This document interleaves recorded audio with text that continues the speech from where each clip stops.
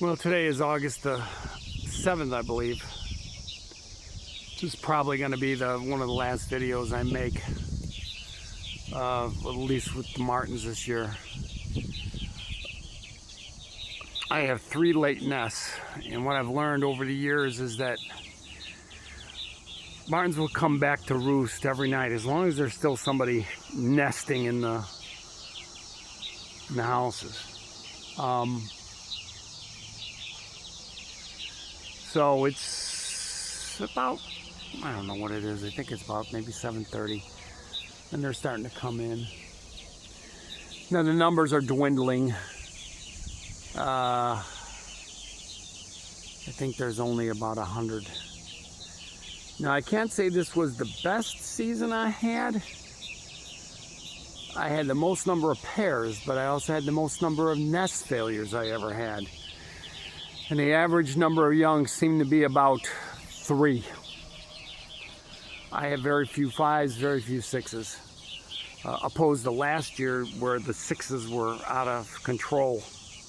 The 5s and 6s were going on forever. But anyway, you can see the birds coming in. So anyway, my biggest problem this year was the weather in June, for sure. And then I realized that these birds time their nesting and laying eggs and having babies with the arrival and the emergence of dragonflies. I haven't seen any documentation or studies in regards to this, but I can guarantee you that's what they do. And the reason I know this is because I've got a couple ponds and I watch for dragonflies, and when the weather is warm, dragonflies emerge. You find dragonflies show up. That's because they come out of their nymph stage when the water gets to a certain temperature, kind of like a spawning temperature for certain fish. It triggers the fish to spawn. Well, the same goes, I think, with dragonflies and a lot of larval water insects. Water temperature has to do with the arrival of their adult phase. See them coming in over here. So that was the biggest problem, and I got no control over that. There were a few starvation deaths, not many. Just I think maybe 4 or 5 that I found. They were all males, with the exception of 2. I think there were 7 total. 5 of them were males.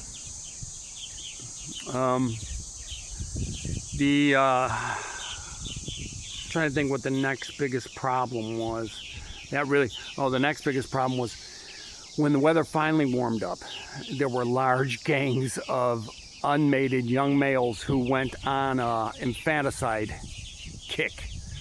I lost a lot of young birds to young males frustrated because they couldn't get females throwing babies out of the nest. How do I know this? Well, I keep records of who's in the nest, eggs in the nest, and whatever, and I lost some to that. Why didn't I find all of them? Because the problem is I'm pretty sure the chickens got them. The chickens like to patrol underneath the martin houses in the morning for dropped insects. So I'm pretty sure they don't seem to do that to larger babies, but definitely the small pink ones. So that was the second problem. I did lose 2 birds that I saw. I lost 2 birds definitely to a Cooper's hawk. I saw it happen. I definitely lost 2 of them. They were males early in the season. And I did find the presence of an owl twice. How did I know? I found feathers and I found wingtips. And I solved that problem relatively simply, and I got videos on this, and let me make a quick run you over here. And Frank, if you're watching, I saw your video with what you dealt with this year. I would suggest you get one of these things here. This is a dancing man, okay? And I like this. This is the one, I ordered this one this year. It's about 6 foot tall. It's called a bridegroom. It's got a face on both sides. There's a face on the other side too, see? Same face, just when it blows up, there's a face on both sides. Stands 6 feet tall, and there's the blower down there. It is well worth the investment if you're dealing with owls and martins. I've been using one of these for years.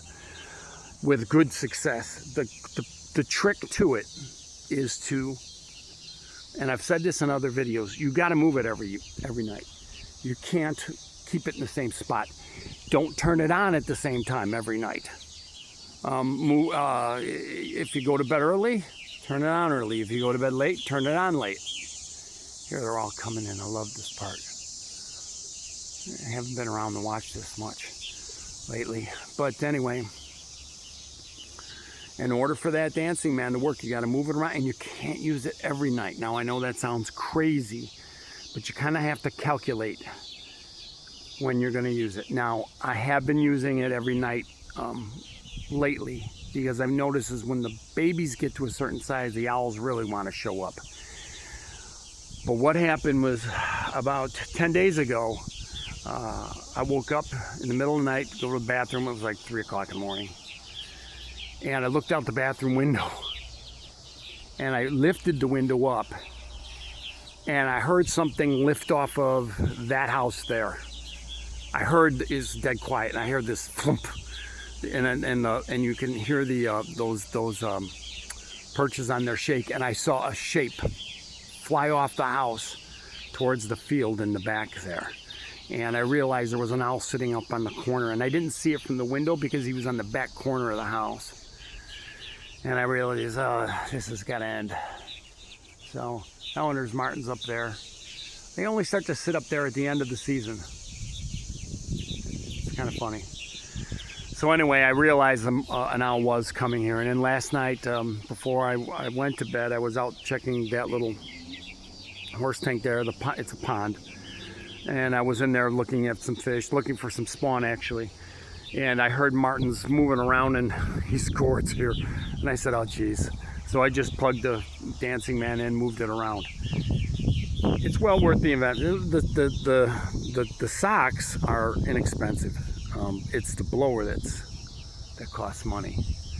But what you see here are these are young birds coming in with their parents for the night.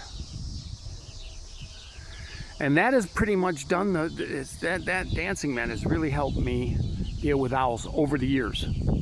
Now, I think that's the key to using it, is the owls have to be fearful of you, first of all. If they're not fearful of you, then there's a problem.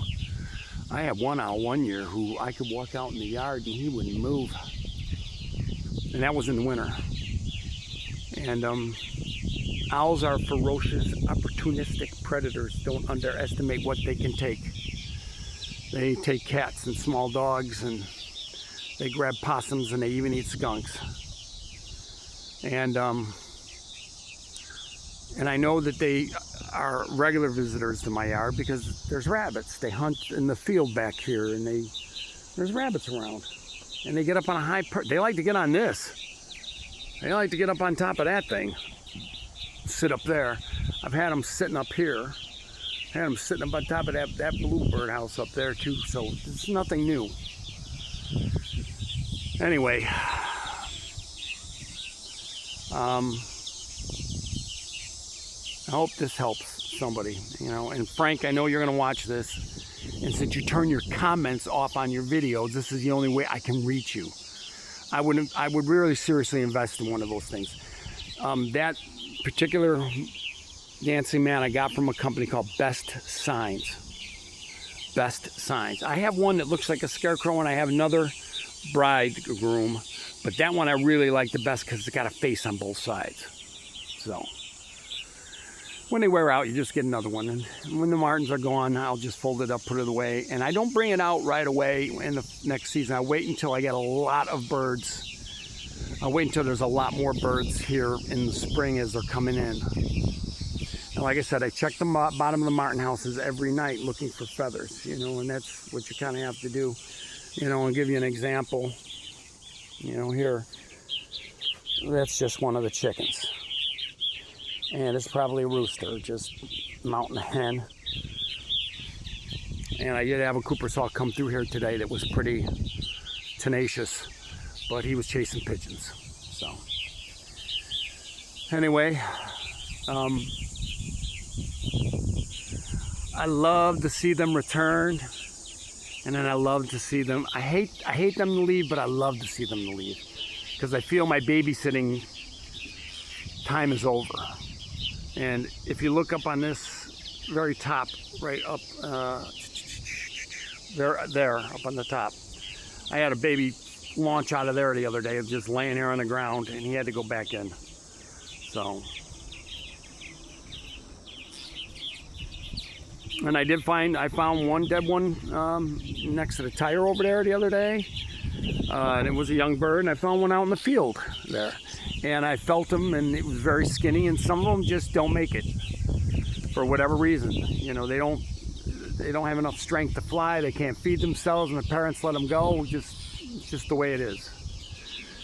But you want to give them the best fighting chance they have to stay in the air as best as they can. So, anyway, just thought I'd throw that out there. Till next time.